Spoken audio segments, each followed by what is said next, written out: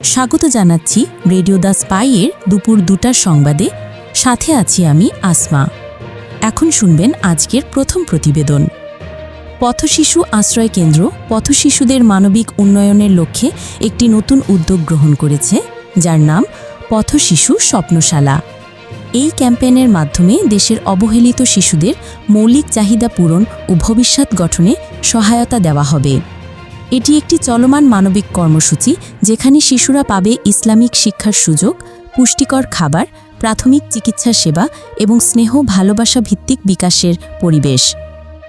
সংগঠনের পক্ষ থেকে জানানো হয়েছে, এই ক্যাম্পেইনের মাধ্যমে শিশুদের শুধু আশ্রয় নয়, বরং জীবনের প্রতি বিশ্বাস ও স্বপ্ন দেখার সাহসও জন্মাবে। সংগঠনটির প্রেসিডেন্ট মুফতি আব্দুল কুদ্দুস আজিজি জানিয়েছেন যে আগামী শুক্রবার থেকে পথশিশু স্বপ্নশালা কার্যক্রম আনুষ্ঠানিকভাবে শুরু হবে। এই ক্যাম্পেইনের সক্রিয় অংশগ্রহণের জন্য সমাজের সকল সচেতন নাগরিক, সমাজকর্মী এবং শুভানুধ্যায়ীকে আহ্বান জানানো হয়েছে। সংগঠন বিশ্বাস করে, ভালোবাসা দিয়েই স্বপ্ন তৈরি হয়, আর সেই স্বপ্ন দিয়েই নতুন জীবন গড়ে ওঠে। এতক্ষণ শুনছিলেন রেডিও দ্য স্পাইয়ের আজকের দুপুর ২টোর বিশেষ প্রতিবেদন। এখানেই শেষ করছি আজকের সংবাদ। পরবর্তী সংবাদে আবারও ফিরে আসব নতুন তথ্য, নতুন মানবিক উদ্যোগ নিয়ে। সবাইকে ধন্যবাদ সাথে থাকার জন্য। শুভেচ্ছা।